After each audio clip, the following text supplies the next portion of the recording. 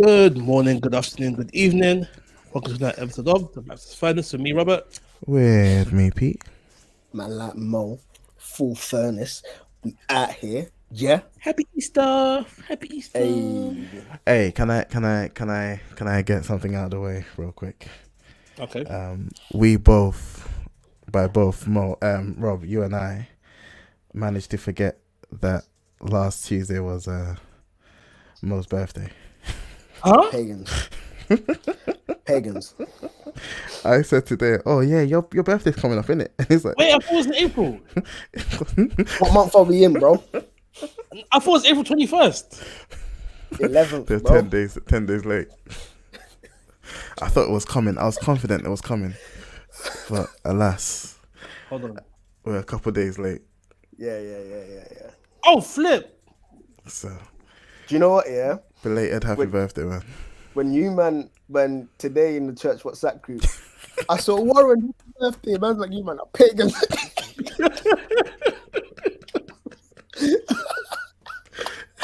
I was like, you man are pagans. The whole chat was silent during your birthday. And I actually spoke to Mo as well. I spoke to him about something else completely. Oh, that's the worst. That is the worst. Yeah, but do you know what? It's calm. Cause I was like I was proper like I was mindful of it, but at the same time I was like, it is what it is. Unless cause like both of your birthdays, Drea had a thing up for you. And I was like, oh yeah. Shout out Robert. And then with Peter, obviously the party and everything's there, so I had it at the back of my mind. So yeah. So obviously, if it wasn't for other things, I would have forgotten as well. And the peakest thing is, yeah, even one of my sisters didn't wish me happy birthday. So I was just like, it is what it is. In my defense, I knew it was coming. Like, I legit knew it's this month, it's soon. Do you know the funniest thing is, yeah? I legit thought it was the 21st, so I was gearing myself off. I saw Gelade on the Tuesday because we went Rich Mix. And then Jems was like, so what did you get him for his birthday? And Gelade was like, it's not his birthday. I was like, bro, you can't tell me when my own birthday is. So he took out his phone and it was like, bro, I've saved your birthday on my phone. He opened his calendar, Mo's birthday. Yeah. Same thing. I said it, and I was like, yeah, it was 2 days ago. I was like, what? Check my calendar, and Moses' birthday. I was like, oh, okay. Yeah. So, belated happy birthday, man. So good, man. Yeah. 37? Man said 37. Is that your 34 genuine plus. guest? You say guest?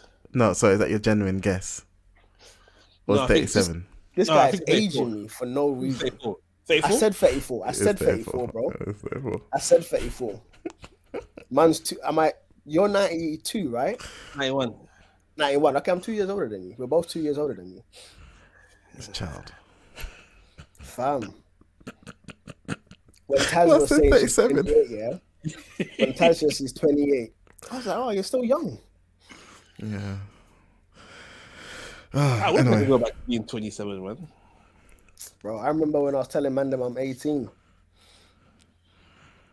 There's no difference really, apart from we recovered quicker. That was all. Fam. And the facial hair. Question: if you could go back in time and tell your younger self to buy Bitcoin, would you do it? Or would you just leave life to continue being? Answer: it depends on when. If it's early Bitcoin, yeah. Buy that and then save the password. If it's last year, no. Bro. Last year, Bitcoin was at 64K. Now it's dwindled. Yeah. Yeah. If I was back in uni days, then most def. Yeah. I would have told myself to even mine. Like, Well, just that's the bang on thing. Back mining then, it was situation. like, oh, should we even mine some? Yeah. Get a mind a few. I would have mined the thing back then, just sit on it. But again, I would have to clue myself up on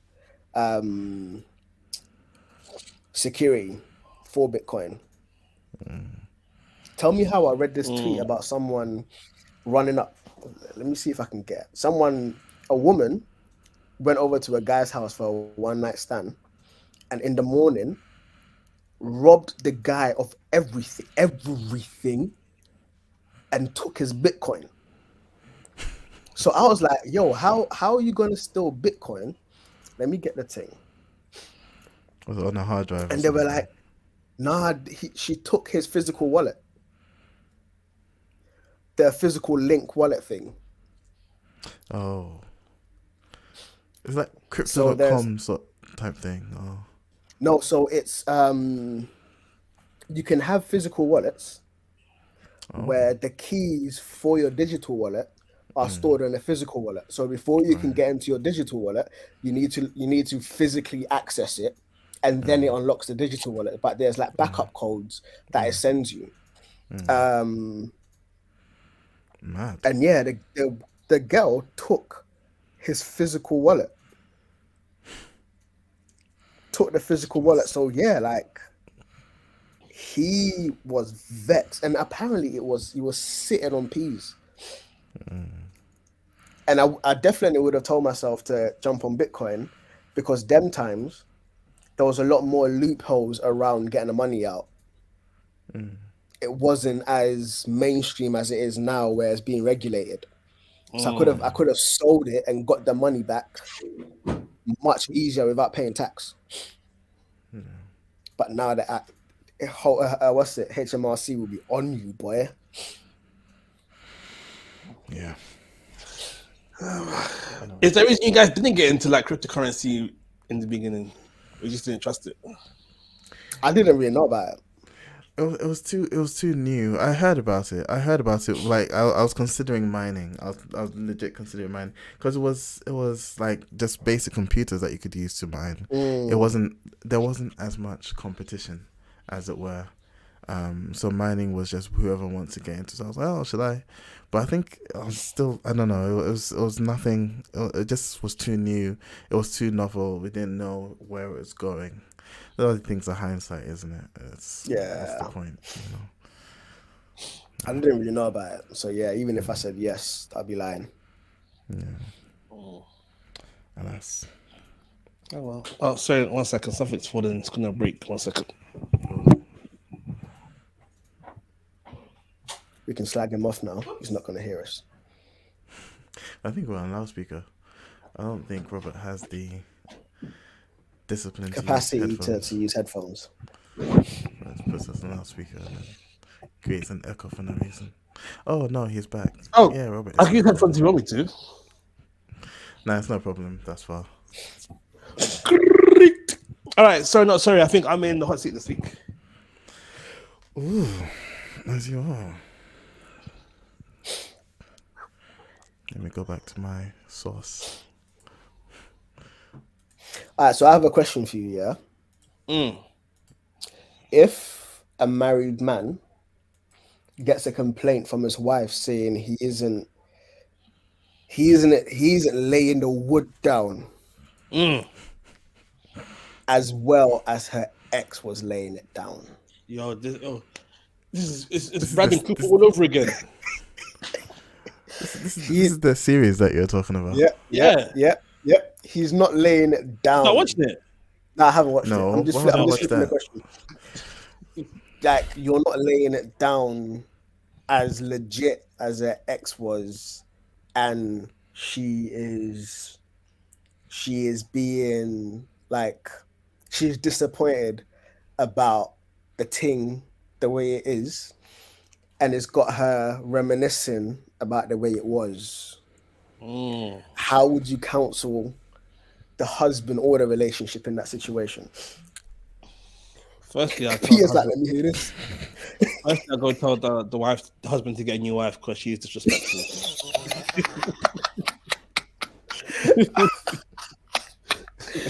Oh, that's Jezebel spirit right there, bro. Bro, do you know what? There's space for that still, because is adultery. You could push it down the roots of adultery. I hear that. No, but it's also firstly, I think that the way that she's worded it is not helpful at all. In no situation should you be comparing your husband to your past partners, especially to them. Okay. Because that's basically like bringing a third person into your relationship, even if they're not physically there. Oh, he's physically there. I think. I think individual therapy for both of them, plus sex therapy for them together, and maybe therapy for them together as well.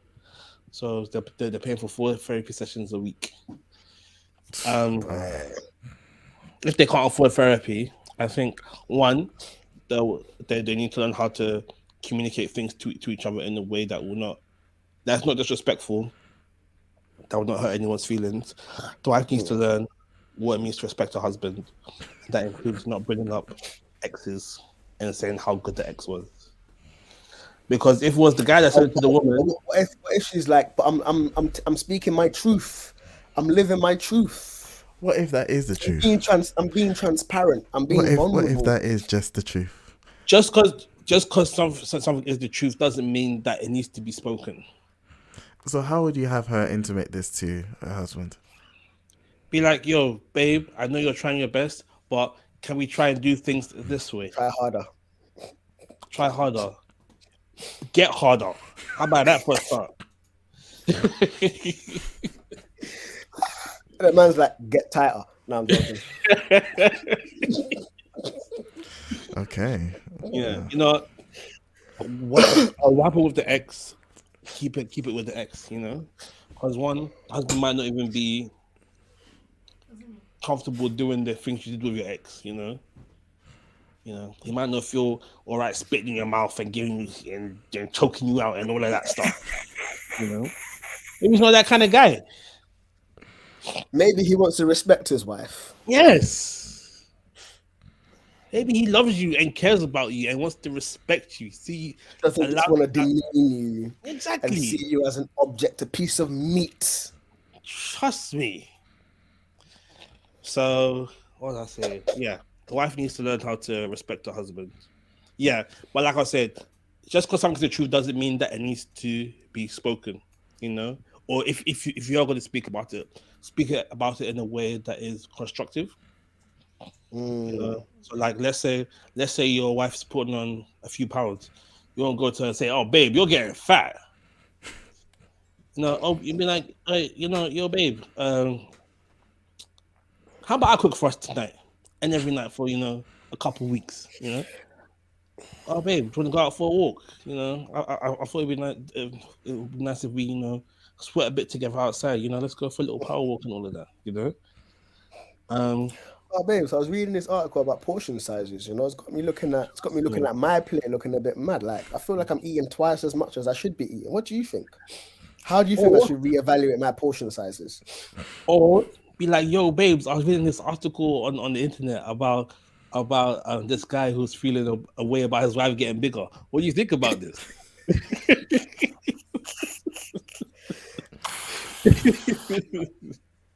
Whatever way is to get the conversation started. And you know what?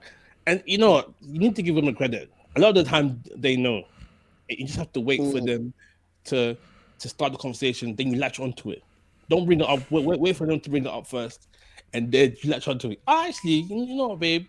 I love you, but I feel like no shade. Anyway, we're getting sidetracked. For the guy, I think that he needs to be reassured of who he is in Christ and not feel like he needs to compare himself to the ex. Wow, sometimes when the pain is deep, you have to go to Christ. Bro.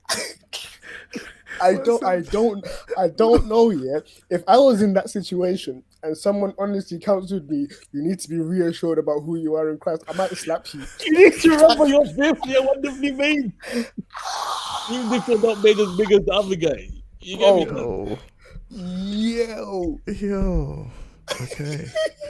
I did not see that coming. No, but it's true though. Cause like you have to basically do whatever you have to do so that you don't feel inadequate. If you can't do it yourself, draw on Christ. He'll do it for you.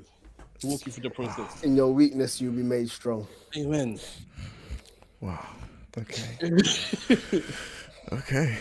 And I think, and he has to remember that he has to love his wife like Christ loved the church. And sometimes wives will say mad things, and you just need to be a bit toxic and be like, you know what, I'm the man. Forget what you say.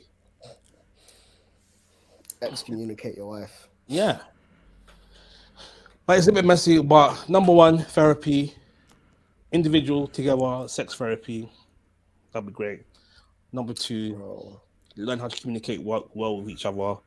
3, wives, learn how to have respect for your husband. Forget about your ex-lover. There's a reason why you married your husband and not the ex-lover. Remember that. And husband, firm it, and be the bigger person in the situation. Hey. And if that doesn't work, cheat and cheat well. I can't believe the furnaces gave out that advice. The furnace didn't. I think it's worth noting that the Robert's thought did not reflect. You know what? Yeah, if your wife's gonna go and be that disrespectful, you're allowed to cheat. No, you're not, bro. I like. Yeah, that's mad though.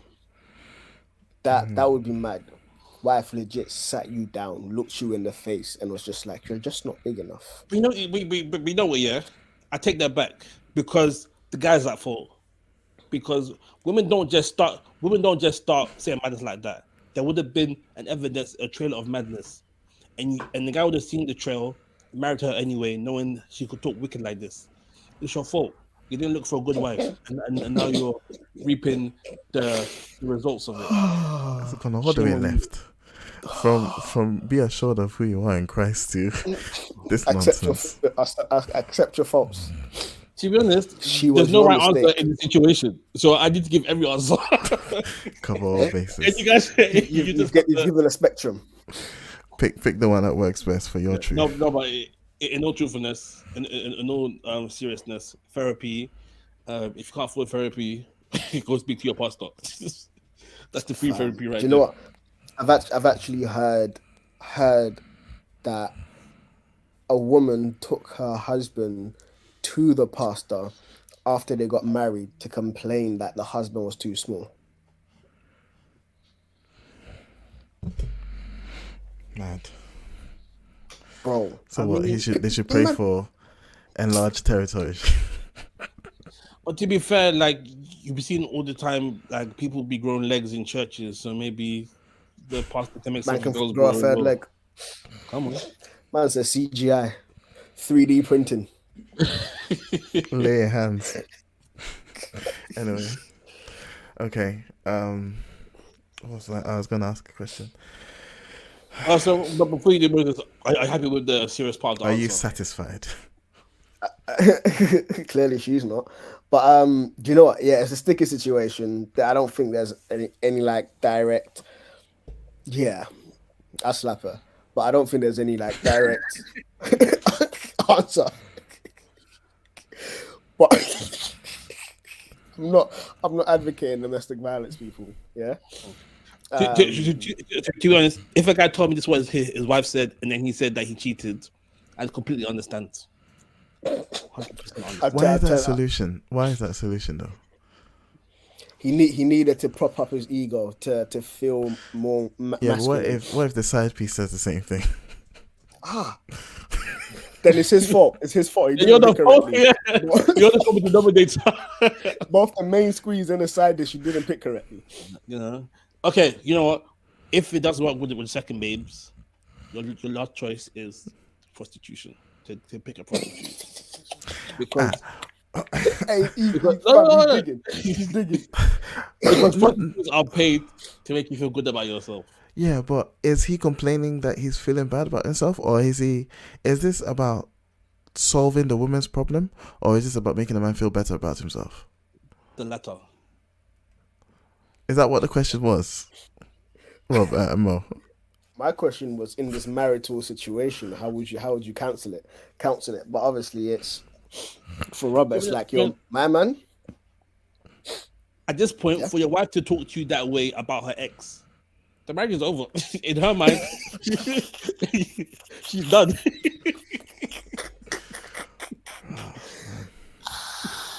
Crazy.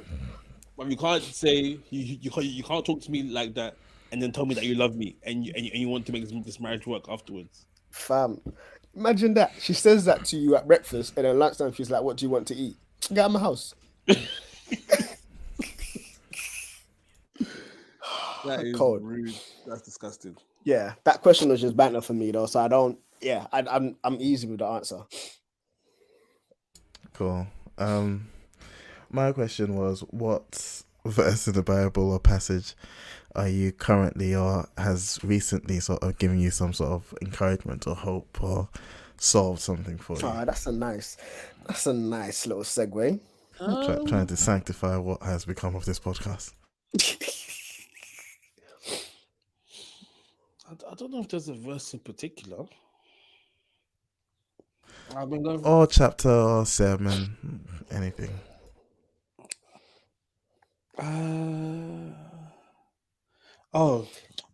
Maybe from the Bible plan I've been reading. I've been going through Bible plan.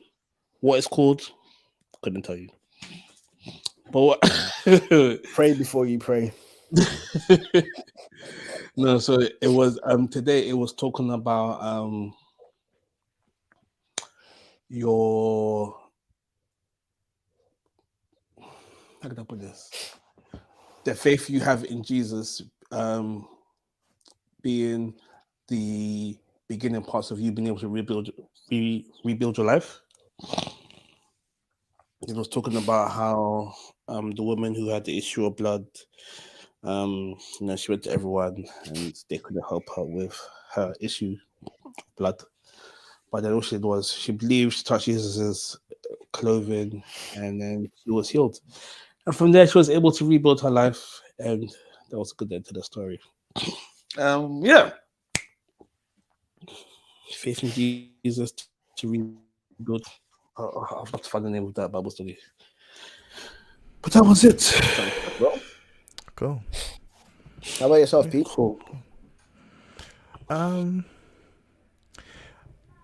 I wouldn't say it solved anything recently, but something that stuck out was when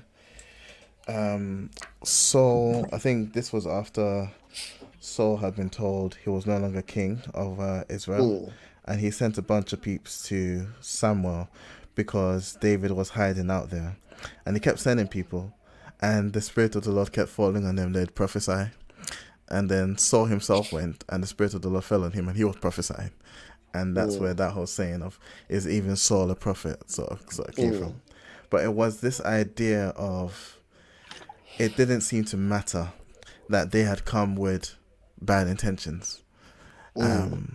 They're being in the presence of someone who was so anointed, they're coming there, and God being there so powerfully, they also started prophesying. And it's that's I'm just sort of sitting with that and what that means. So that's been on my head recently, I guess. Oh.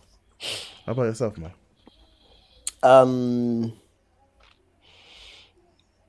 A couple of things actually.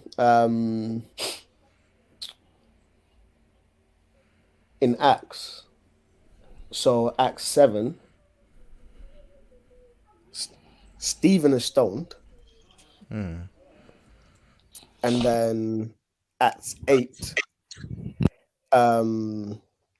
Paul goes out to Paul does a madness, and I think Philip sees the eunuch, but then Acts 9, Paul is converted, and when Paul is converted, they're like, God is like, I will show him what he has to suffer on my behalf.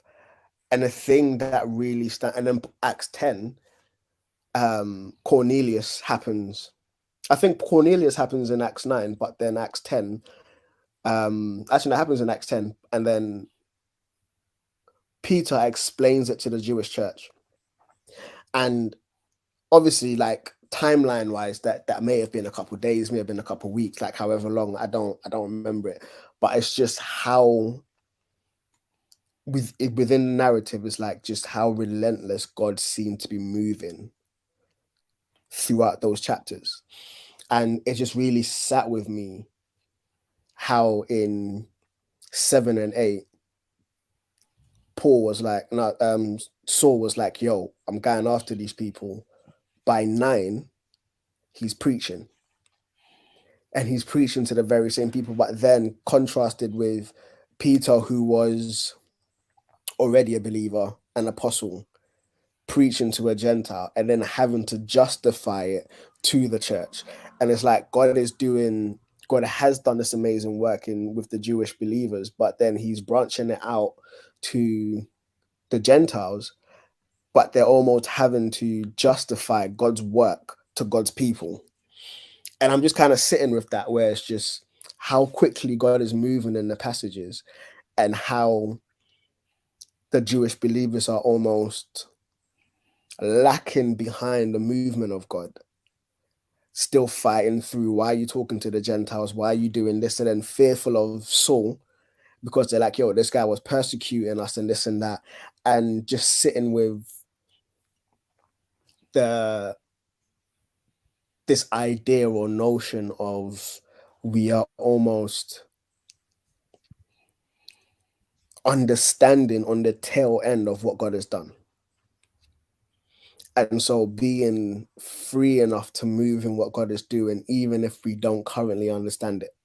Being free enough to move in the spirit, even if we don't rationally or logically understand it. Because that understanding almost comes afterwards. If we follow the conviction, an understanding of it will come on almost reflection or time of sitting in it. That's kind of what I'm sitting on. But the second part that is a lot more practical is when Jesus, the rich young ruler who came to Jesus and was saying, yo, what do I need to do to embrace eternal life?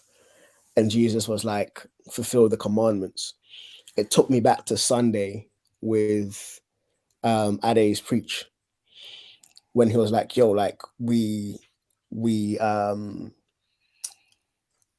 almost pursue the infilling of the Spirit, the miracles, the signs, the wonders, all of them things.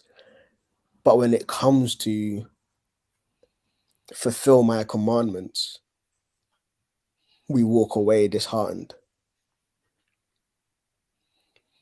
And he's like, left to our own devices, it is impossible for anyone to get into heaven. Firstly, God's law is perfect and we're not perfect. We all fall short. But there is almost a reluctance to live righteously outside of the Holy Spirit. Even with the Holy Spirit, we still can quench the Spirit. We can still resist it and stuff.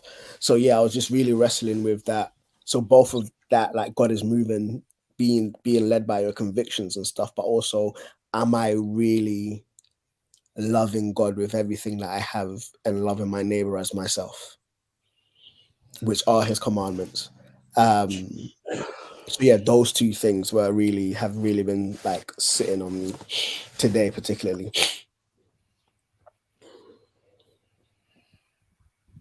Cool. You're muted, bro. You might have muted the mic itself. Yeah, I did. Sorry, I'm happy. Cool. All right. So I got the conversation for today. Oh, I know what I want to talk about. Am I on? Yeah. Okay, hey. You weren't reacting. I was like, what's cool? No, you weren't doing anything worth reacting to. Anyway, so this Sunday. Was it Sunday? Maybe it was Saturday. It was Monday. Met up with a couple of friends from secondary school. Oh gosh. Had some good conversations, talked about back in the day. Good times, good stuff. So one of my boys, he is expecting a child soon. Very nice. I think expecting for June, July. And the last time I spoke to him, I think I spoke to him around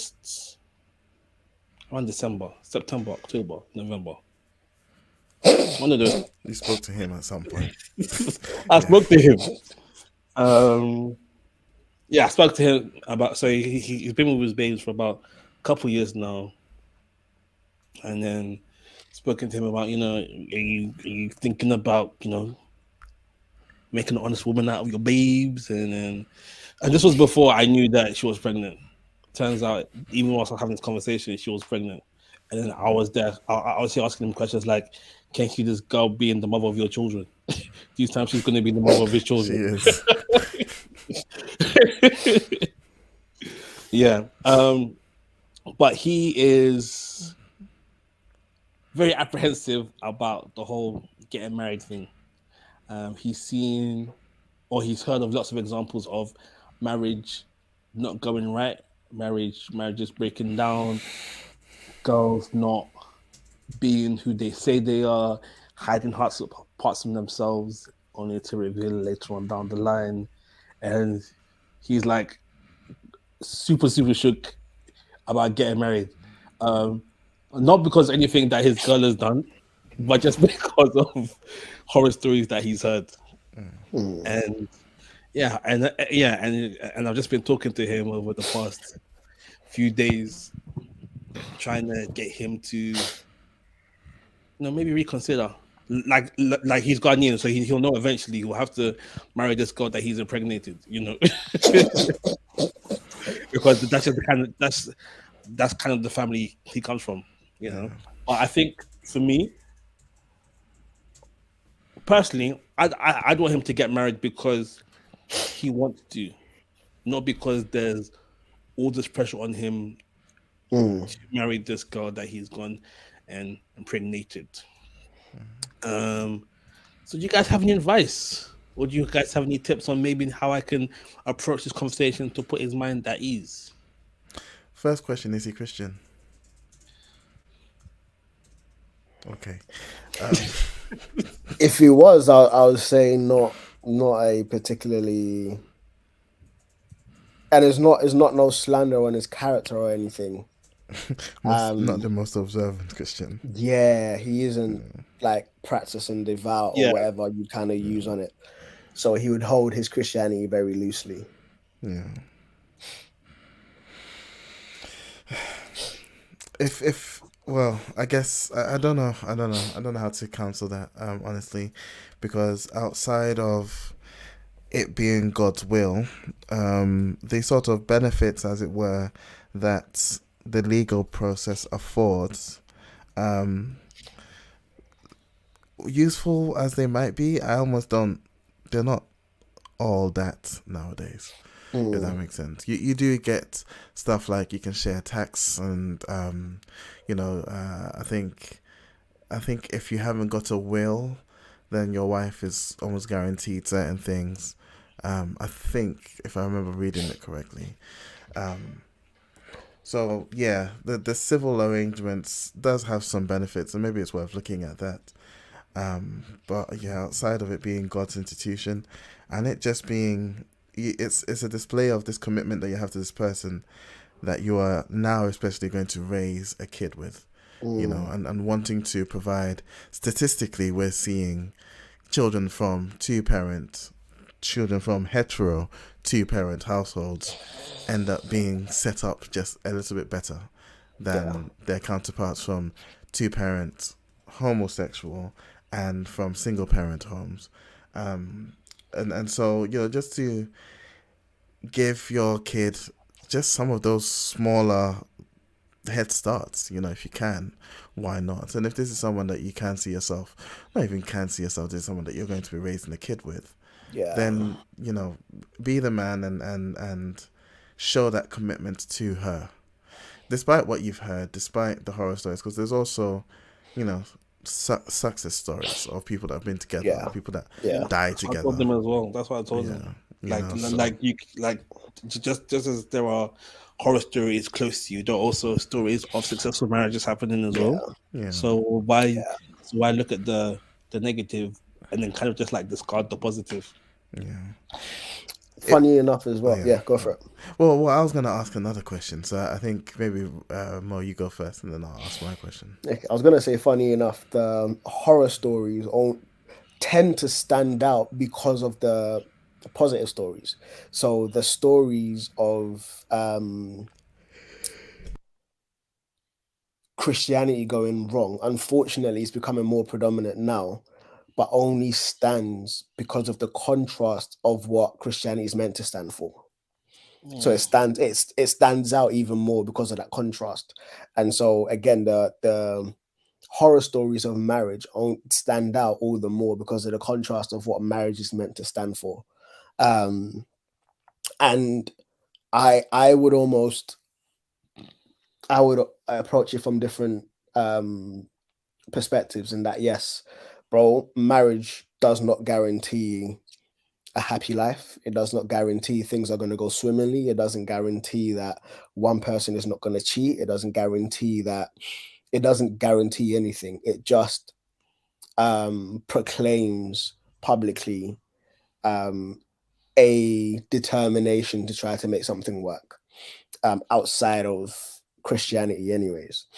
But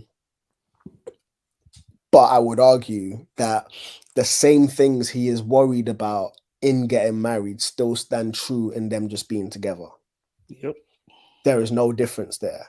She can still be hiding elements of herself. I mean, if she hid elements of herself until she's getting married, then bro, right now you don't know them. And so 2 weeks down the line, she can still reveal it. And because she now has your kid, bro, you're in her pocket. Leverage. You're in her pocket. And there's even the argument where if you're scared that she'll cheat once you get married, how do you even know that for sure that this is your child she's even carrying? How do you even know, bro, she ain't cheated right now?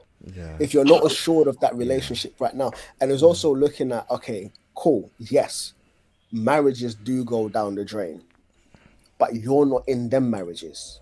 So you can't compare your partner to them. You need to evaluate your partner's character, your partner's credentials against what she is presenting. You can't compare her to Vicky and whatever. Nah, it don't work. You need to assess her character, and you need to be, if you're content enough to be in a relationship with her and to have kids with her, then clearly there's a certain level of affection. And to be in a relationship for a prolonged period, either a level of affection or a level of laziness that you just don't want to go out and get another girl. You've got one, so you just kind of want to chill there, and that's no basis to continue a relationship. It's selfish. So yeah, I would say the thing that he's worried about is still a possibility whether you're married or not. And arguably, when you're not married, it's gonna hurt equally as much, but she can get away with it a lot easier because she hasn't made that commitment. She hasn't really made that public commitment. And also I would also look at it from the kids' perspective. In addition to the stability, in addition to the statistics and stuff, but also I would also add the message you're sending to your child. The message if your child is a daughter, then it's very much just like, yo, any man can come breed you up and keep it moving. Or wait for a guy that values and respects you for you and is willing to commit himself to you for the rest of your life. Yeah. This is how a man ought to treat you. You're a princess, you're a darling, and like don't accept anything less. And if he's a man, if your child is a boy, then it's like, yo, you need to live up to the standard. You need to love. You need to commit yourself. You need to do these things. And it's very much, so it is a case of what message are you sending to your offspring? And have you assessed the character of the person you are dating in the midst of all of the horror stories you've heard? Yes, it is catastrophic when it goes wrong. But it can go right. It all depends on you and your partner and how committed you are to each other. As soon as one person taps out, it's peak. And that is equally true for a relationship that isn't a marriage. Just a little bit easier. Yeah. My sort of follow-up question was going to be, Rob, what would you say is a reason for marriage outside of it being an institution God created? What would your reason be? Or what reason would you give folk to get married that aren't Christian and don't identify with? To be honest, if you're not Christian, don't really care. You can do what you want. But if let's say that, I guess it could be argued that the world would be a better place if marriage was more important to more people. I think there's a level of respect that comes with marrying someone. A level of respect, there's respect in the sense of, like, by making this commitment, I know that you are serious to this level about me. Potentially, unless it's like an arranged marriage, then boy. Arguably, arranged marriage, and obviously there are horror stories in every situation, so not all arranged marriages, but when with arranged marriages, it's like you didn't fall in love, so there was this notion of, yo, you and you are getting married, so you almost learn to love each other. And so there's not, I loved him, so I got married, but now I'm not in love anymore, so I want to leave. No, bro, you didn't know each other. In the olden days, you lot were cousins. Man. But it's like, you lot didn't know each other. You came together and you learned to love each other. And so even through the difficult times, you can still learn to get over it, get through it and stuff. I think the whole notion of falling in love and getting married is a very recent, and when I say recent, I mean like in the past couple decades, that I started to be like that. Yeah. Centuries, not decades, centuries. It's not that deep. Centuries, yeah. Past couple centuries, that's been the case. But before that, it's very much been, whether it's a political marriage or whatever, but it's tended to be an arranged. Couldn't it be argued that Jacob married for love? That who? Jacob, you could. Jacob married for love. Yeah, but he also married for. Well, he married because he was tricked. Fam. And it wasn't light, apparently. Yeah. Do you know what? It's interesting because I would actually, in terms of if you're not a Christian, I would argue that your commitment to the person is more important than the marital status. But if you are fully committed to the person, then what's preventing you from getting married? I don't know if I agree with that, you know. I feel like you have to be at a certain, well, unless you're the stupid celebrity, you have to be at a certain level or at a certain level of intimacy with a person before you even consider getting married to them. Is this as a non-Christian or is this? No, just in general. Just in general. Like, even though like for non-Christians they don't have like the great sense of God, like marriage is still, you are the person I want to spend the rest of my life with, and I want to make that as binding as humanly possible. And so how is that different from what I said? No, you said that marriage is almost like a byproduct of that. Okay. And I was I hear that, and it did come across like that, and arguably yes, that is the perspective, but mine is from the perspective of thinking through especially from a non-Christian perspective. Now, I know that this happens in Christian situations as well, but sometimes marriage can be a means of possession. So one person of the person. No, of the person. So a man will get married to a woman and be like, now you belong to me. You're mine. That also happens in relationships. That also happens in relationships where you get people that are beating up women, buying them phones, camera phones and stuff. And it's like, all right, cool. Wherever you go, I need a picture of it and who you're with, blah, blah, blah, this and that. So that happens whether or not it's in a marriage. And that's why I'm like, your commitment to the person. So that's why I'm emphasizing commitment to the person. But then doesn't the Bible almost portray that as well in saying that, you know, your body is no longer yours, it belongs to your wife and vice versa. So there is that. Yes, there's a mutuality in that. But when one person sees everything, so like husbands who get married and then essentially just see their wife as, you're going to produce my babies, you're going to cook and clean, like you're just going to be my servant, essentially. And I get to do whatever. If you don't do what I expect you to do, I get to hit you. Like those sort of mentalities, you're not committed to the person, you're committed to yourself. And that person is meant to serve you. Now, obviously, it doesn't always happen from male to female. Sometimes it happens from female to male. So that's why I'm like, you're committed to the other person. Biblically, we would hope that there will be counsel, there will be sanctification, there will be growth, there will be conviction. Well, Google's listening in to something, boy. But that boundary, that those parameters aren't necessarily there outside of Christianity.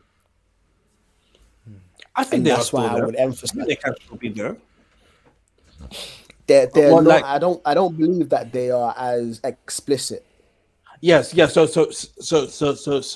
there's not that underpinning of the Bible that there is in non-Christian relationships, but those things that you're talking about, even without the God factor, they just make good sense. Yes, they do. If that makes sense. So like, having a good support network around you, you don't have to be a Christian to understand that is a good idea. You don't have to be a Christian to understand that sacrificial love is the best way to get the most out of your relationship. Like even if they are biblical ideas, in the same way that like our society is like has its foundation on Judeo-Christian Western society. Yeah. What's it called? Christian values. Yeah. And like a non-Christian might find things that a Christian might find disgusting just based on these values, because they're good values, you know, and they might not have the underpinning of God, but because they're good even if you're Christian or not. Yeah, and like I you don't agree. have to be Christian to like reap the benefits of them. Yeah, like you don't have to be Christian to know that do not murder is a very good thing to live by. Yeah. Yes, I agree, and I also agree that both Christians and non-Christians still violate the law of God. And so, and which is unfortunate. And so this almost like picturesque, euphoric sort of marriage image isn't 100% present within Christianity. I think the last I heard, the statistics of the divorce rates are equal in Christianity as well as in outside of Christianity. Yeah, I've heard that. Yeah. And so we're not any better or any worse. We're the same. We are broken people saved by grace, being sanctified by His Holy Spirit. And so that's why, again, I do really emphasize. I would, if my children came to me and was like, "Oh, Dad, I'm getting married," but I know that their partner's a waste man or gal, I'm gonna be like, "Yo." But if they aren't getting married, but I know that this person is 100% committed to my child, I will view it differently. I'll be more tolerant of them being together. I will still slip it in like, yo, like, are you not going to get married? Like, blah, blah, blah, this and that. But I will feel more content knowing that these two are committed to each other. But then are you committed to someone if you're not going to marry them? So I would argue, no. But I would argue then that, and that's where I'm like, if you are committed to each other and if you are wholly for each other, then what's preventing you from being married? Yeah. I think the West has put a crazy emphasis on the tags of boyfriend and girlfriend. So much so that it's almost seen like as a marriage, you know? And there are like certain benefits that you might give to your boyfriend and girlfriend that should be restricted to marriage, you know?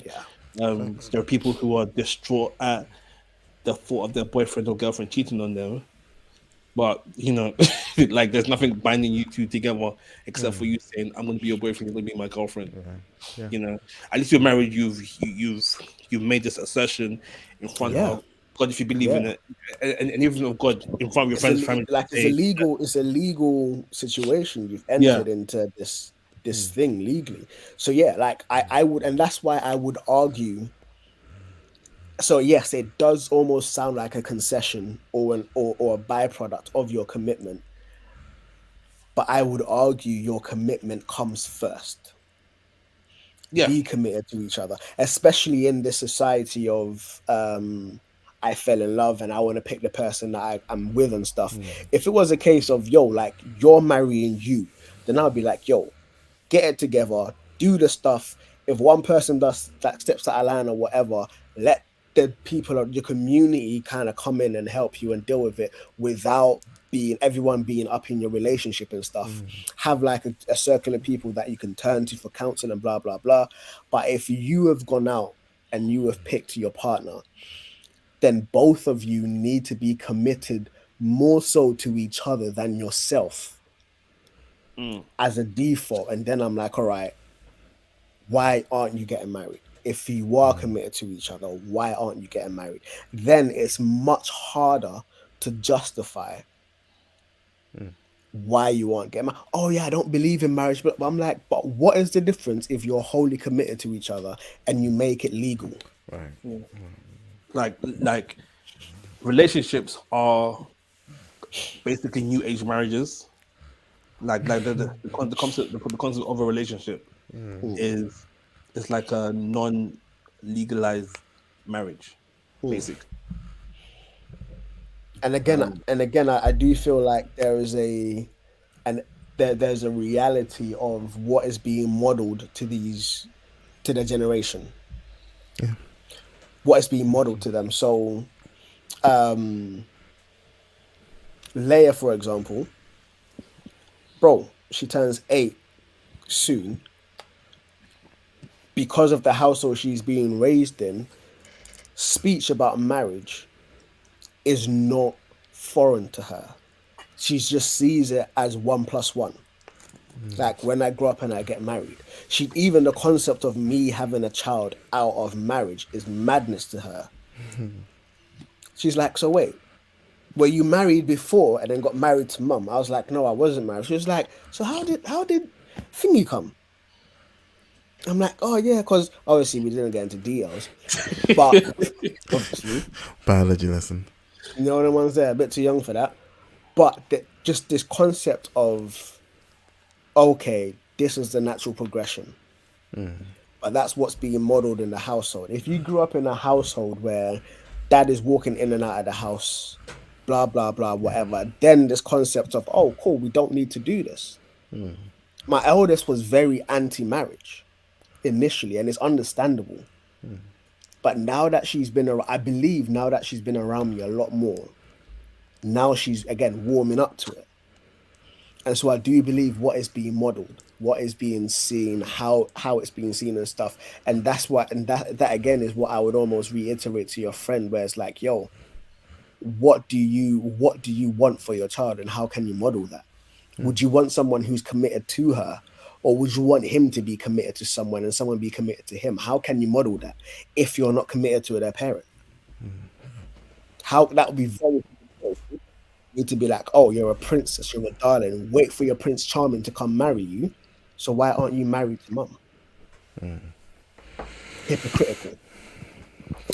Be committed, and in that commitment, go all the way, the full 9 yards. Get married. So that would be my sequence of thing, and I think my sequence as well is like that because I would want you to have a healthy marriage, and I believe a healthy marriage comes from two people committed to each other. Even if you're not a believer, if you're committed to your partner and your partner's committed to you, you lot can work through a lot of things. Yeah. You may need outside help, and that's cool. You're still committed to each other and all of them things there. So yeah, and that's why I'm like, cool, be committed, be married, rather than be married and get committed. Nah. Yeah. Cool. So you see how Jesus says that believers should be shrewd like the non-believers in the world with finances. Yeah. So just jumping off of that, do you think that there is anything in the way that non-believers conduct their relationships that Christians could glean from to make their relationships better? Please. What do you say? Nothing. You say threesomes. Hey.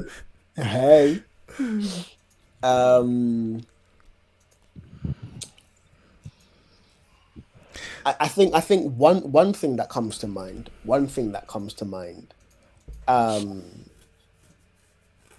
And it might be a caricature, but how ready each partner is to tell the other person what's pissing them off. To be open and real as to like, you do this and it's getting on my nerves, or you do that. And again, I say it's a caricature because any healthy communication will have elements of tension, like whatever's causing tension, without trying to be pliable, or I'm trying to be meek, I'm trying to be humble, I'm trying to be long suffering. I'm gonna just go pray about it. Sometimes, yes, pray. Sometimes also talk to your partner.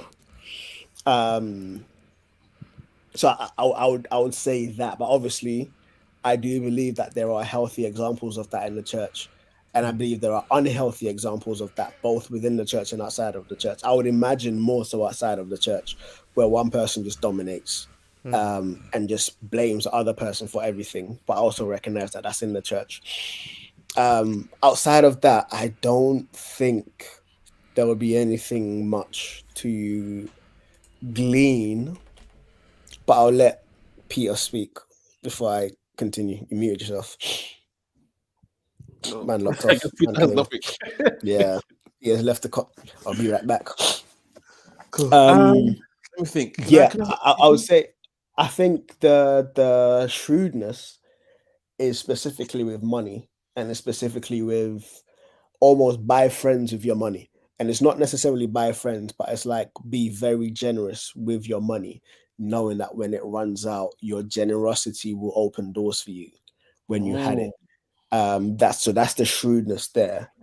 Obviously, the money wasn't the manager's money, it was the owner's money, but he was shrewd he was being generous but shrewd in order to gain favors when he didn't have a job.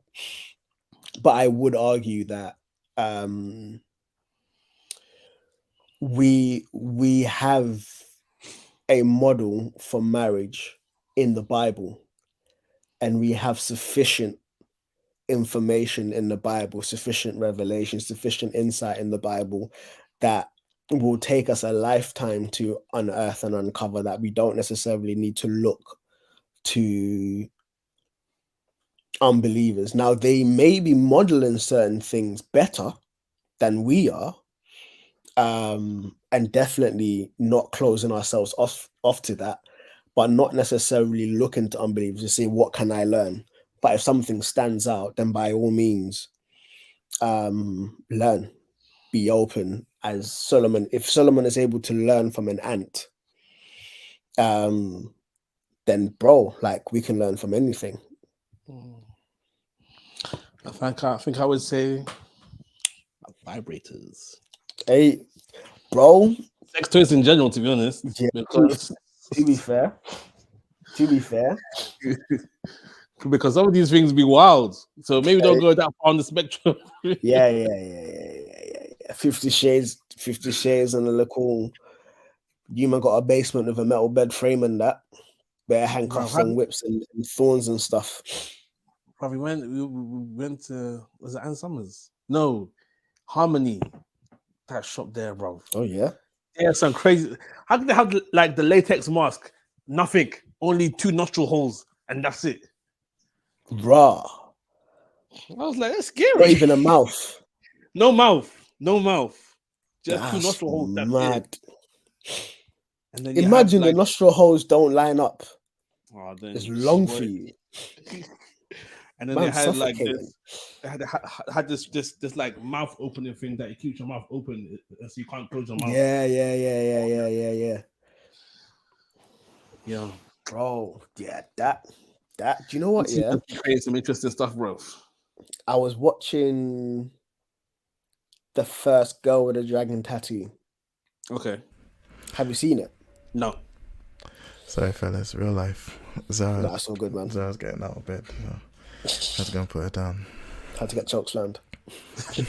Yeah. Did you guys stay on topic or? Yeah. We stayed on topic. Yeah. Yeah. So. Oh no! Hold on. More telling the story. Oh, sorry. Oh yeah. So, Girl with a Dragon Tattoo. I'm not sure if you've seen it, Peter. Which one? The Swedish one or the one with Daniel Craig? The Swedish one. No, I haven't seen it. So, I know the story though. Yeah. Bro, I couldn't finish that film. The girl who's this hacker type, blah blah blah, this and that, was trying to get some information from this guy. So the guy was like, "Come over to my house, I'll give you the information." The girl comes into the house. All she sees, handcuffs clipped to her hands, clipped onto the bed. The guy is going ham. We're talking about like when sex toys and stuff go left. The guy starts going ham. And I was just like, yo, what is this? I think at one point she had like a razor in her mouth and she uses it to like just slice up the guy and that, yeah. And I was like, good, you got what you deserved. But yeah, sometimes these things just do go on a madness. So yeah, I wouldn't, but Peter, your time. So my last thing I remember was we were talking about things that maybe Christians can learn from secular relationships, sort of thing. And interestingly, my point was before I was going to grab Z was that sort of freedom of communication, or actually rather, I think I should word it, the whole idea of sex not being taboo. And I guess that's been a symptom of sort of purity culture and some of those things that the church has been guilty of. So maybe you could say it's freedom of communication. Hey, all over the place. Yeah, so that idea, I guess, was going to be my contribution. And yeah, I definitely agree with in the freedom and the liberty, without seeing it as no, just enjoy the wife of your youth. That's drink right. Deeply from the cistern.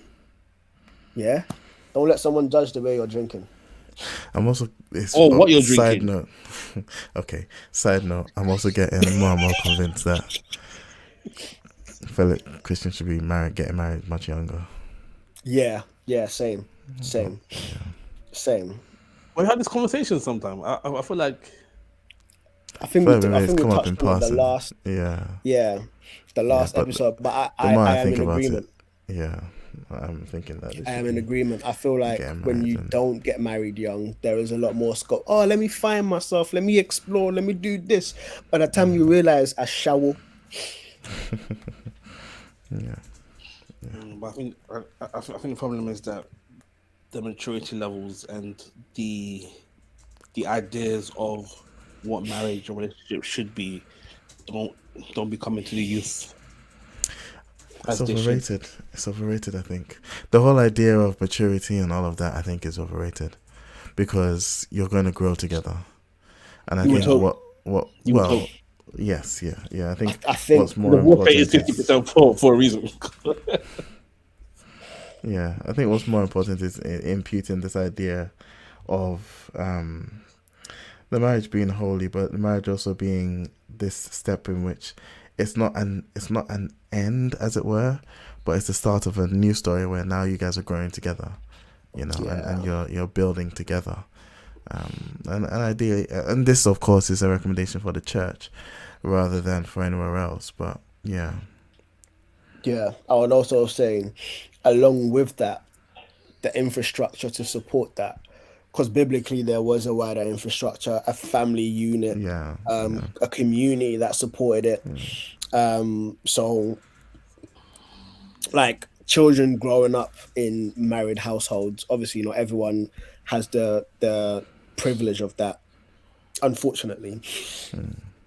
But growing up in households where commitment and love and these things are really treasured, and a godly example of that is seen, even if your mum or dad isn't necessarily married, but you're around solid marriages and stuff, and you know that, if I get married, there is a community of people who will hold us accountable, that we can turn to learn, where we can we can glean from, who will walk with us. Because even isn't it Timothy where Paul's like, married women teach the younger ones, married men teach the younger ones in the way that they need to go and stuff. So there is this community of just learning and growing and developing and sharing. So I do feel like it will solve a lot of issues. It will come with its own issues, but they can be overcome with the right structure in place and the right support. Emphasis on come. Oh gosh, let's round this thing off. Anyway, let's round up. 10 deep. I'll go first for the hookup. So as you can see from my highlight night action, I want to recommend the Netflix series, The Night Agent. I've heard good things. I'm only 2 episodes in, and it actually looks really good. Can it be Peter's actually watching the series and not reading the synopsis? Like that. Yeah, to be fair, I had a long journey today, so that's what I do on long journeys. So I might give up and then watch a recap at some point, to be completely honest. But it's looking cool so far. It's an interesting take. So, The Night Agent on Netflix. Check it out. Sweet. That's me.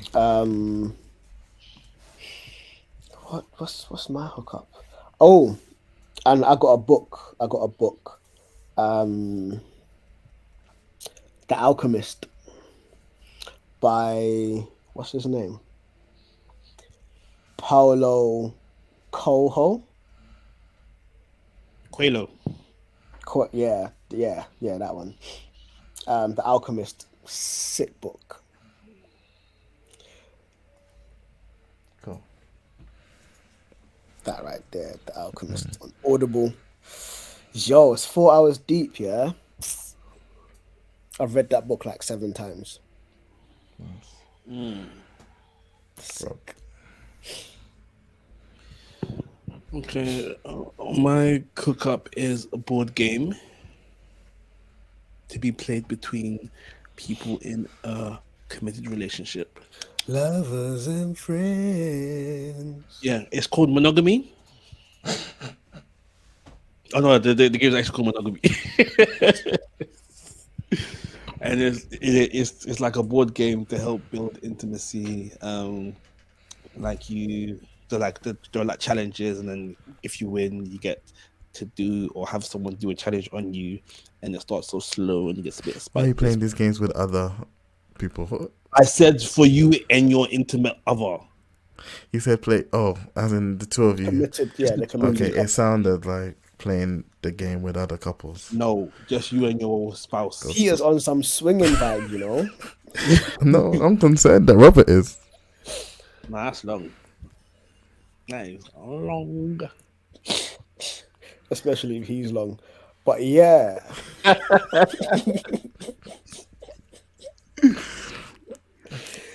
I've actually got brain freeze, Robert. Please remind me on Sunday to bring it. You got brain freeze? Yeah. Did I give it to you? You gave it to me, but I forgot to put it into the bag and return it. I got the card. Is that not? Is that the? Okay, that makes sense because I put something else in the cup and I even forgot about that one. Anyway, brain freeze, great game. Hey, brain freeze. Pew, pew, pew, pew, pew. So yeah, just remind me on Sunday. I'm gonna forget. Keep on saying, yo, I need to take, and I keep forgetting. Cool. Let's finish this off.